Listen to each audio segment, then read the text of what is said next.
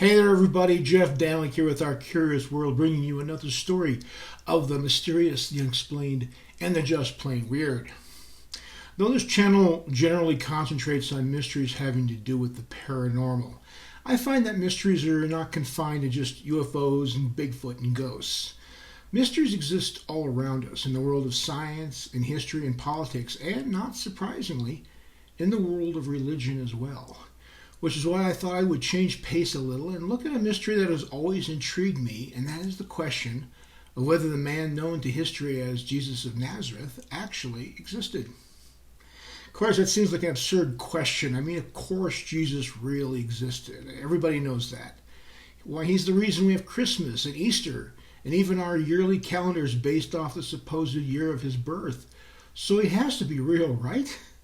Not so fast. There are those who maintain the man never existed except as a myth, and everything written about him 2,000 years ago is either entirely made up or at best was simply fables thought to be true by early church leaders. So which is it? Was he a real person or not? Let's get into it. The question of whether Jesus was an actual historical figure is a fairly modern one. It wasn't really until the 18th century that the question was even first seriously considered, so deeply embedded is the man in our history and culture. In fact, it could be argued that he was the fulcrum around which all of Western civilization was built upon, and as such, his status as a real, living, breathing, flesh and blood man, whether he was human or divine, has always been taken as a given.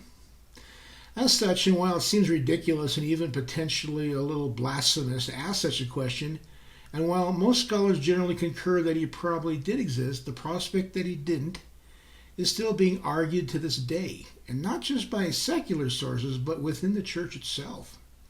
Considering the fact that over 2.5 billion human beings on this planet believe the man to have been a real historical figure and not a mere myth, this is not a trivial question to ask. This is especially true if one considers that if he is merely a product of fiction, as some scholars contend, then anything that might be said about the man, his words, his deeds, his miracles, are entirely pointless. It's that important. Before going any further, however, I think it's important to understand where I'm coming from. The viewer should be aware that up front that I'm approaching this subject from the perspective of logic and history, and not from a religious perspective.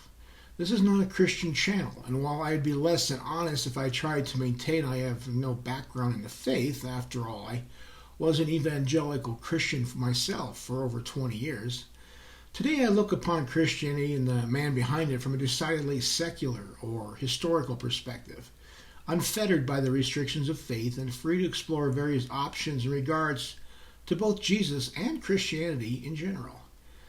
I realize, however, that approaching religious subjects from a purely secular perspective may turn some viewers off, and I get that. I'm also not trying to destroy anyone's faith, but simply looking at the man in a way you may not have considered before, which hopefully you might find interesting. Now, with that out of the way then, if I haven't lost you yet, let's look at this man who has been such a huge part of history and try to determine, through deductive reasoning, whether he actually existed.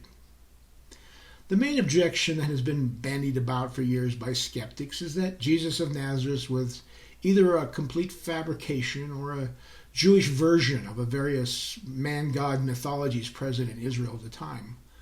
Among those who hold to this position, their main objection seems to be the lack of historical or archaeological evidence for his existence, and which is quite true. Christians tend to ignore this, however, by pointing to the gospel accounts as sufficient in providing us with a full description of what the man said and did, at least during the final 2 years of his life. Unfortunately, the stories of Jesus as told in the Bible are not objective sources, nor in being written decades after the man's death are they even considered eyewitnesses' accounts.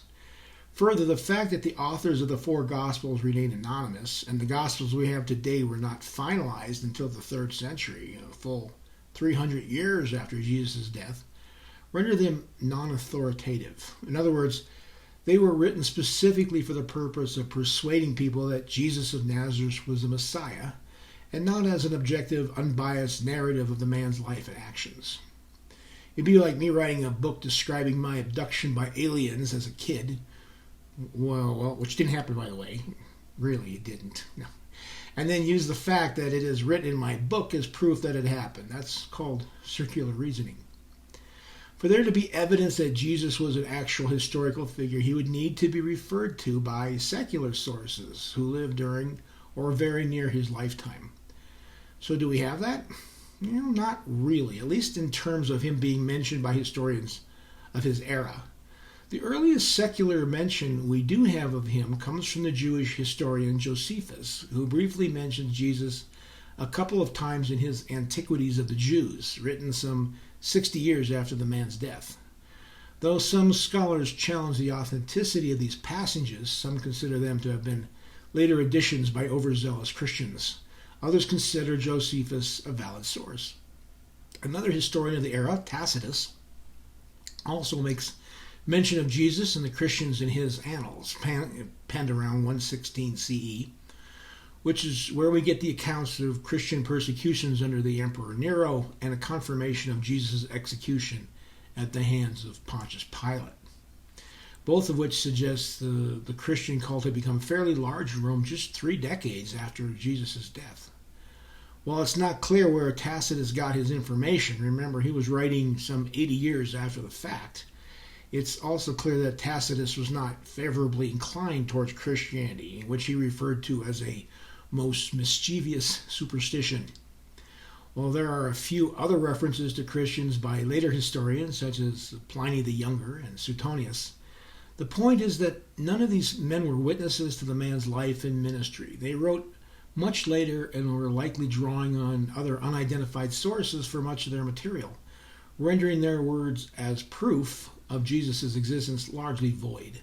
However, they are useful in establishing that there was a cult built around the man that existed and was going strong as early as 60 CE, so their writings are still important. Some have suggested that the man history knows as Jesus of Nazareth was actually a mythological Jewish version of the mystery cults so prevalent in the world at the time, with elements of such man-gods as Dionysus, Osiris, and Mithra serving as the inspiration for such elements as his virgin birth, his deification, and his resurrection, all common themes in the various mystery cults at the time.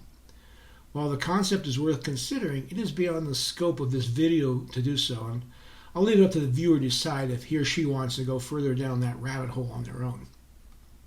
As for me, I find it difficult to imagine how something as extensive and detailed as the stories of Jesus as contained in the 4 Gospels could have been essentially manufactured from whole cloth or cobbled together from various regional mystery religions. First of all, none of the various competing religions in vogue at the time maintained that there was an actual historical figure behind their faith, as was the case with Christianity. In effect, there was no real person named Mithra or Dionysus or Osiris in their traditions.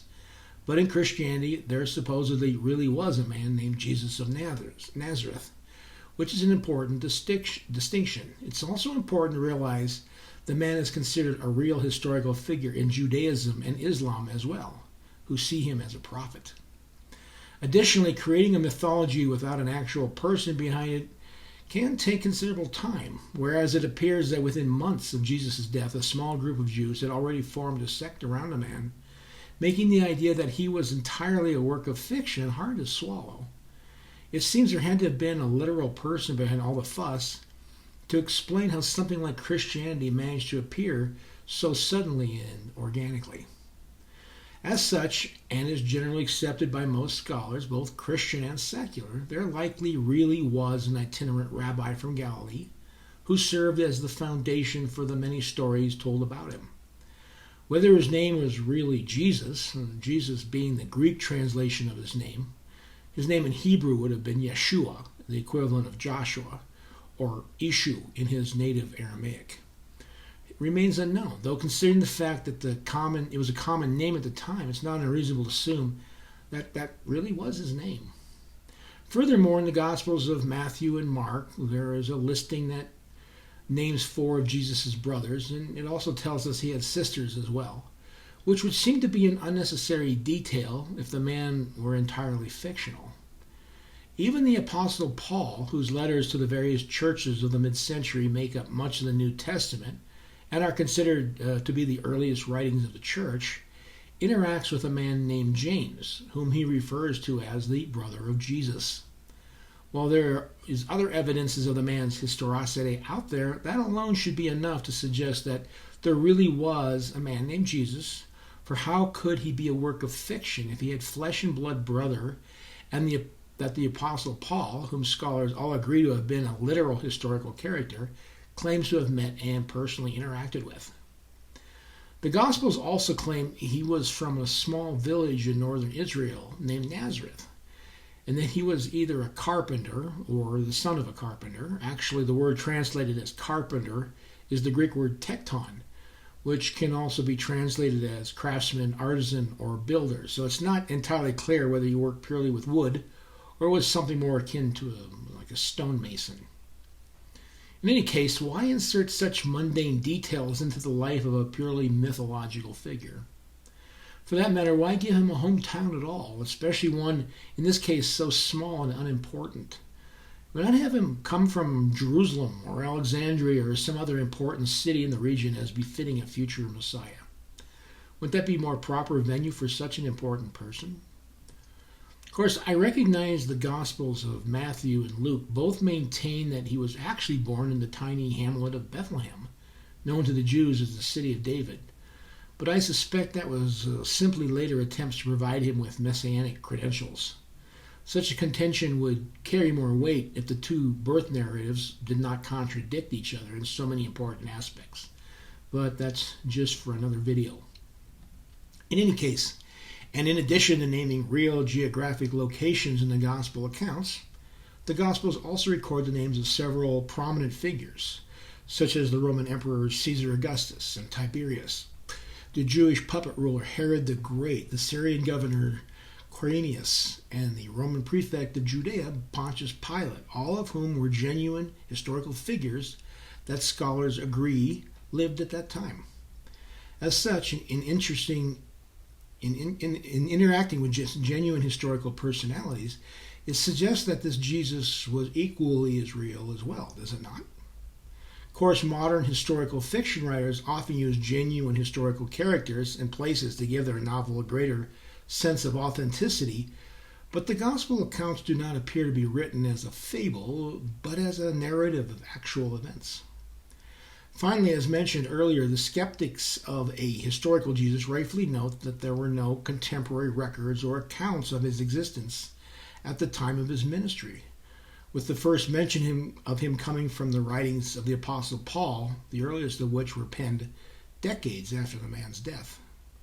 However, Paul could hardly be considered to have been a casual observer, nor was he attempting to create a record of Jesus' acts. So his mention of the man could hardly be considered either reliable or objective. Plus, of course, there's the fact that he never met the man personally. But surely there should have been some mention of this Jesus of Nazareth by historians of the era, especially considering how important a character he is to history. But consider the question from the context of the first century.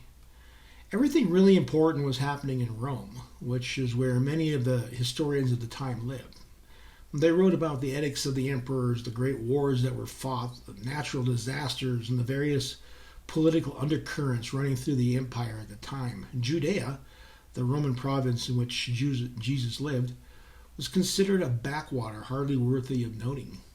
Its only redeeming quality as far as Rome was concerned was its location along the main trade routes of Asia and Africa. It would be astonishing if any historians of the time would have noticed a single itinerant rabbi teaching the people of the region about God and other spiritual matters, or would they likely have cared if they had learned of him? While it's popular to imagine that Jesus had a massive following that was perceived as a major threat to Roman authority, it's much more likely he never had more than a few hundred hardcore followers at any given time and was considered more of a nuisance to the authorities than a genuine threat, and as such would hardly have even been noticed by any historian of the time. However, that's not to say there weren't a few historians that were contemporaries of Jesus. Perhaps the best known of these was the Jewish philosopher Philo of Alexandria, who lived during the time of Jesus and relatively close to Judea at that. But despite the fact that he might have been in a good position to record the life and teachings of his fellow Jew, he makes no mention of the man. Was that because Jesus didn't exist? No, not necessarily. It's probably because Jesus and the small Jewish cult that grew around him weren't of enough significance to the man that he found either Jesus or his followers worthy of mentioning. Either that or he remained entirely unaware of their existence at the time. That's truly unfortunate, for if Philo would have recorded some of Jesus' acts from eyewitnesses still alive at the time, it would have dramatically reinforced his historicity considerably. But such was not to be. Finally, we come to the issue of why the Roman authorities didn't record, say, Jesus' trial and crucifixion. After all, the Romans were known for keeping meticulous records, so surely his name and activities would have been recorded by Pilate's secretaries and stored in some archive somewhere.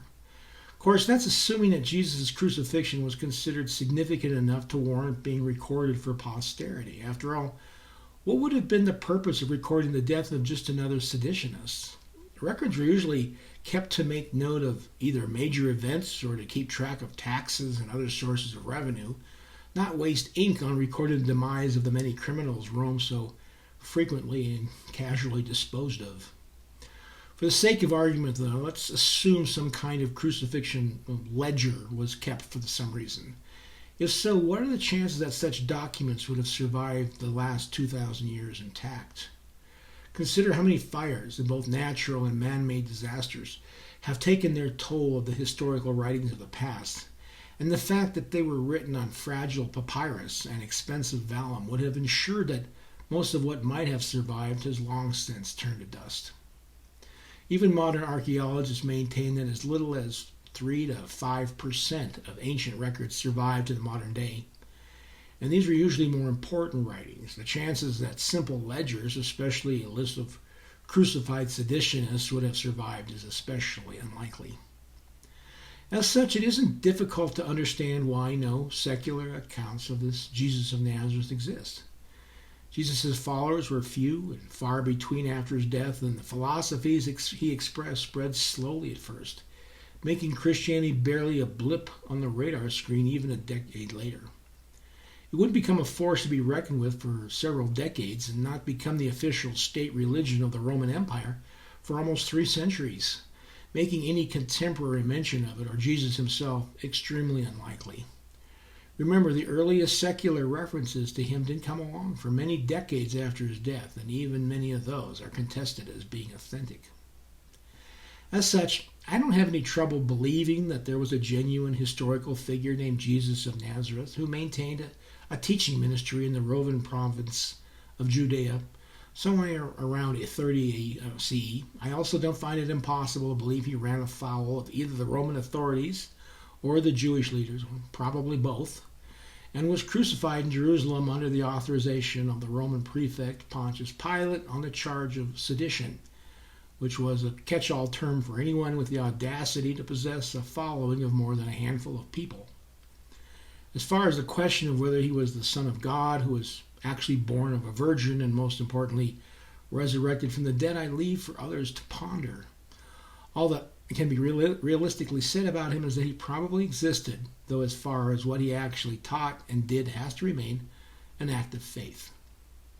Unfortunately, so much of what was written about him appears to be contradictory. I know Bible purists will object to this, but it doesn't take much to demonstrate the fact if one chooses to take the time to look it up for themselves, making it impossible to know with any degree of certainty what Jesus actually said or did. Additionally, none of the anonymous writers of the 4 Gospels were eyewitnesses of the events they describe. They were at best second- and third-hand accounts with no corroborating evidence, or they were simply oral traditions which have to be taken entirely by faith as to their accuracy. And there really is no way to change that, or at least there won't be until science gets around to inventing a time machine so we can go back to the 1st century and check it out personally. Say, if you enjoy exploring religion-based mysteries like this, you might want to check out another video I did a while back about Judas Iscariot and what really drove the man to betray Jesus for 30 pieces of silver. I guarantee you, it's not for the reason you may think. Click here or see the link in the description below. If you like this video, I'd really appreciate if you could hit that like button and maybe consider subscribing to see more stories like this from our curious world. It's the only way to grow this channel, so your help is not only important, but very much appreciated. So here's your final thought of the day. To quote the French philosopher Blaise Pascal, in faith there is enough light for those who want to believe and enough shadows to blind those who don't. That's all for now. Till next time. Bye.